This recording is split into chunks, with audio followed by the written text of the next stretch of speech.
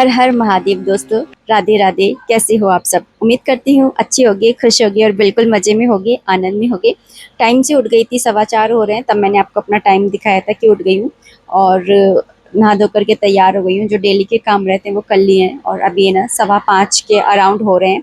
और यहाँ पर बस है ना तैयार हुई हूँ क्योंकि सावन का महीना चल रहा है और सावन के महीने में तो है ना पूरे महीने ही है ना बन ठन करके रहना चाहिए, 16 श्रृंगार करके अच्छे से रहना चाहिए।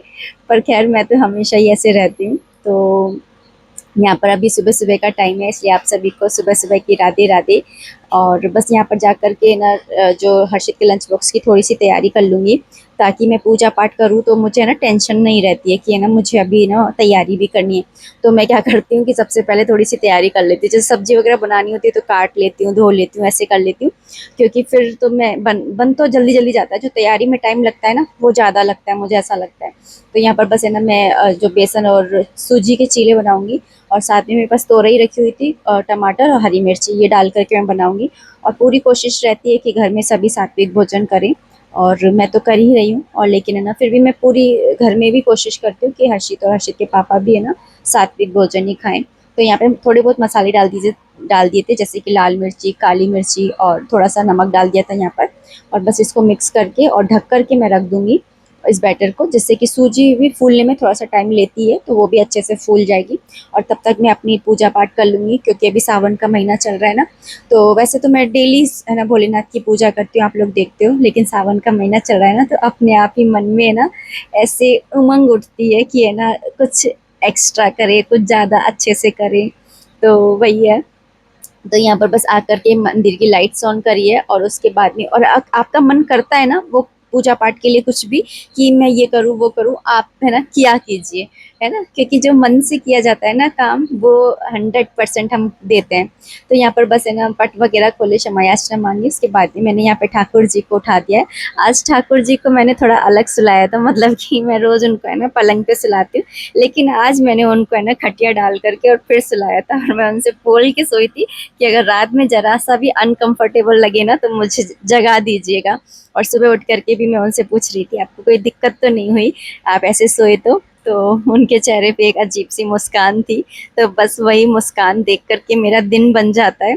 और मैं आपको सही बताऊं, लड्डू गोपाल जी है ना अपने है ना मुस्कुराहट से ना बता देते हैं कि वो मतलब सही है या नहीं है। मतलब उनकी मुस्कुराहट से ना मैं ये बताऊं कि मुझे अपने सारे दुख है ना कम लगने लग जाते हैं, अपने आप खत्म से लगता है कि हाँ मेरे प्रभु मुस्कुरा रहे हैं, मतलब सब कुछ ठीक है। और यहाँ पर ना बस पोछा लगाया है, मंदिर की सफाई कर ली थी थोड़ी बहुत। और क्योंकि आज शनिवार है इसलिए काले तिल डाल करके, और तभी मैं सूर्यनारायण भगवान जी को जल अर्पित करती हूँ। तो काले तिल डाल लिए थे, उसके बाद में सूर्यनारायण भगवान जी को जल अर्पित करने के लिए चली गई थी। और मेरे पास में ना ये वाले कमेंट आ रहे थे कि है ना सोमवार की पूजा को लेकर के, तो मैंने सोमवार की पूजा का ब्लॉग पहले ही डाल दिया है। उस ब्लॉग को आप देखिए, जरूर से आपकी हेल्प हो जाएगी। और ये वाला ब्लॉग भी जब आएगा ना, तो ये संडे वाले दिन ही आ जाएगा, तो सोमवार को है ना आपको इस ब्लॉग को देख करके भी बहुत सारी हेल्प हो जाने वाली है। तो सबसे पहले तो है ना पूजा की जो भी सामग्री होती है ना वो लेकर के चले जाइए, जिससे बार में उठना ना पड़े और इधर उधर भागना ना पड़े। उसके बाद में सबसे पहले है ना भगवान जी को सादा जल से स्नान करा लिया था मैंने। आप है ना सोमवार वाले दिन ना पंचामृत से भी स्नान कराइएगा, ठीक है। उसके बाद में सफाई का आपको बहुत ज़्यादा ध्यान रखना है, और क्योंकि आज शनिवार है तो मैं तेल है ना सरसों का तेल होता है ना, उससे ना भोलेनाथ की अच्छे से मालिश करती हूँ। तो वही मैं यहाँ पर कर रही थी। और डेली बेसिस पे है ना आप है ना घी की कर सकते हो, डेली नहीं तो कम से कम सोमवार सोमवार आप है ना हर सोमवार को है ना घी से इनकी मालिश किया करो। मैं ये डेली के लिए बता रही हूँ, 12 मास है ना मेरी जो है बाबा के साथ में जो सेवा है ये 12 मास ही चलती है। ऐसा नहीं है कि सावन में ही मैं ये सारी चीजें कर रही हूँ, हमेशा रहती है। और आप है ना जो घर की शिवलिंग होती है ना इसकी सेवा करते हो तो आप इन्हें उठा सकते हो, जैसे कि है ना हमारे राधा कृष्ण के विग्रह होते हैं मंदिर में होते हैं, तो हम उन्हें उठा करके पूजा सेवा नहीं करते हैं। लेकिन घर पे हमारे पास में श्री विग्रह होते हैं तो हम उनकी उठा करके सेवा पूजा करते हैं। और मंदिर में भी पुजारी जी जो होते हैं वो सेवा पूजा करते हैं, तो उन्हें हिला लेते हैं।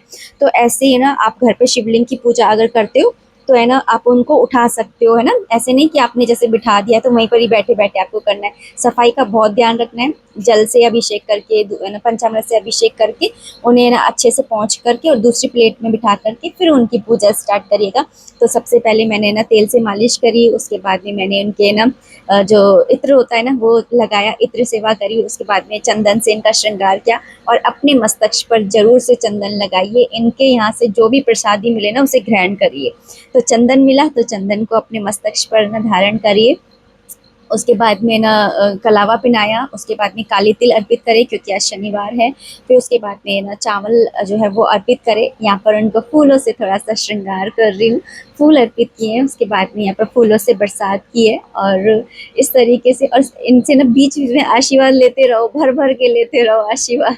तो यहाँ पर बस उनसे ना आशीर्वाद लेती रह रही हूँ और कुछ भी गलती हो रही है क्षमा याचना मांगती रह रही हूँ कि भाई ये ना बाबा माफ़ कर दीजिएगा अगर कोई भी गलती हो गई हो तो। आपके बच्चे हैं। यहाँ पर बलैया भी ले रही हूँ क्योंकि मेरे भोले बाबा जब भी मैं घी से या तेल से मालिश करती हूँ ना वो इतने ज़्यादा शाइन करते हैं ना, मेरा दिल गार्डन गार्डन हो जाता है। आप भी देखिए कितने प्रसन्न दिख रहे हैं।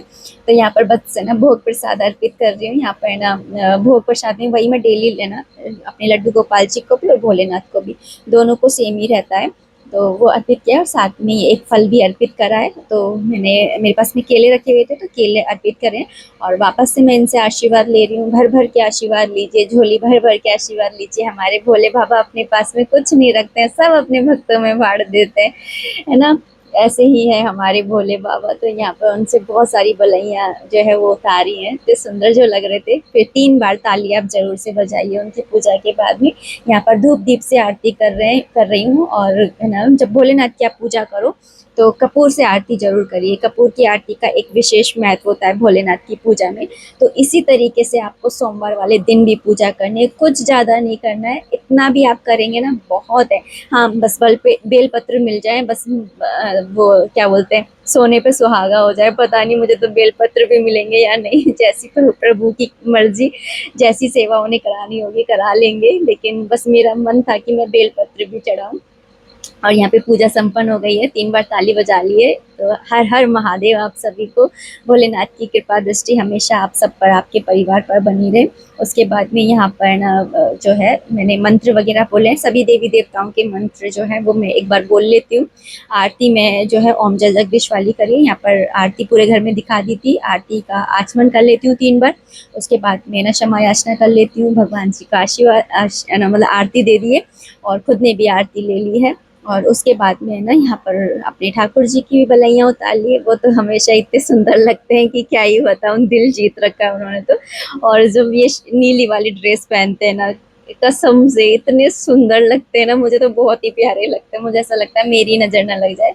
और यहाँ पर ना रात के बिस्तर वगैरह जो थे मैंने सोचा था इस पे बिठा दूंगी, लेकिन है ना फिर मुझे हुआ कि नहीं, सावन का महीना चल रहा है तो चलो सावन में हिंडोला तो उनको है ना झुलाना ही चाहिए। तो इनको मैं बस आज झूला झुलाने वाली हूँ, पर अभी नहीं, अभी बस मैंने यहाँ से है ना थोड़ा हटाई हटी कर दिया, झूला रख दिया है। क्योंकि पहले भोग इनको खिलाऊंगी, खाना वगैरह खिला दूंगी, उसके बाद में, नहीं तो झूले पे बैठ गए ये तो खेल में लग जाएंगे और फिर खाएंगे नहीं।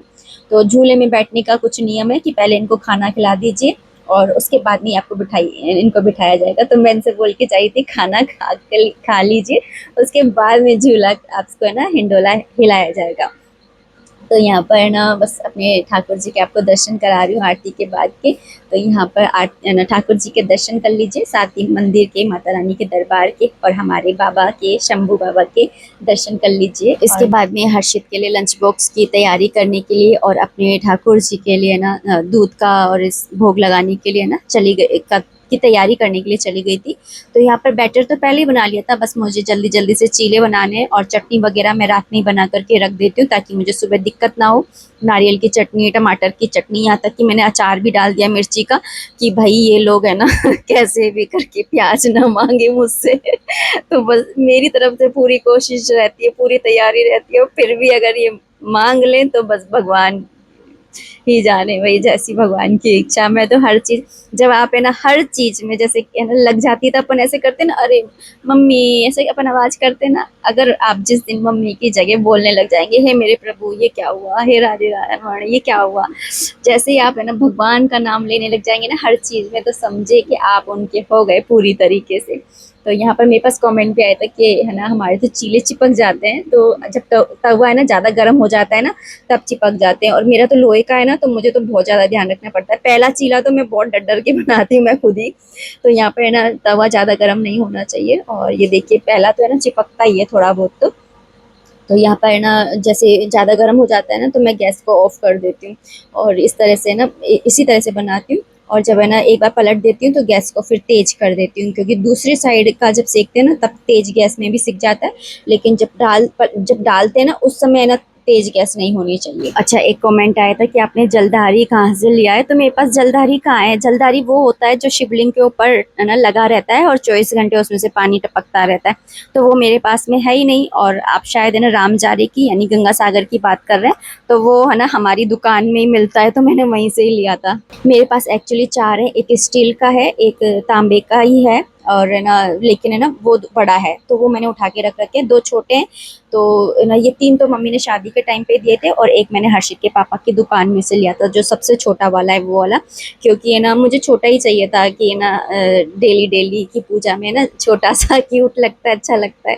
तो इसलिए तो 2 मेरे पास बड़े हैं, 2 मेरे पास छोटे हैं। एक और कमेंट आया था कि जो ये मंगला गौरी का व्रत होता है ये कब से स्टार्ट करना होता है। तो ये सावन के जो मंगलवार होते हैं ना उनमें रखा जाता है। तो इस बार ना सावन के जो मंगलवार है, यानी कि अभी जो मंगल आएगा मंगलवार, तब से आप उठा सकते हैं, ठीक है ना। और ये सावन में ही किया जाता है मंगला गौरी का व्रत, ठीक है। ये वाला व्रत जो होता है वो पति की लंबी उम्र और घर में सुख शांति के लिए किया जाता है। और सुहागन औरतें जो होती है ना वो इस व्रत को रखती हैं। यहाँ पर देखिए अभी 6:30 हुए हैं और आरती पूजा सेवा सब कुछ हो गया है, यहाँ तक कि भोग भी लग गया है। और मैं यहाँ पर ना ये केला ले जा रही हूँ, क्योंकि हर्षित को दूध के साथ में ना यही दे दूंगी मैं। और ये रहता है ना कि शिवलिंग के ऊपर चढ़ी हुई चीज किसी को खिलाते नहीं है, तो शिवलिंग पर मत रखिए, आप शिवलिंग के पास में रखिए। तो है ना आप उसको है ना अपने है ना बच्चों में है ना बांट सकते हैं आराम से, कोई दिक्कत की बात नहीं है। अच्छा, मेरे पास में भागवत गीता को लेकर के एक कमेंट आया था कि महात्म्य मैंने स्टार्ट करा है ना, मतलब वैसे तो मैं जो बुक पढ़ती हूँ ना भगवत गीता की उसके अंदर महात्म्य नहीं है, लेकिन मैंने दूसरी बुक स्टार्ट करी जिसमें महात्म्य भी है। और महात्म्य पढ़ते हैं ना तो उसका अलग फल मिलता है। तो यहाँ पर मैं आपको दिखा रही थी कि मेरे पास में देखिए भगवत गीता की है ना 3 बुक है।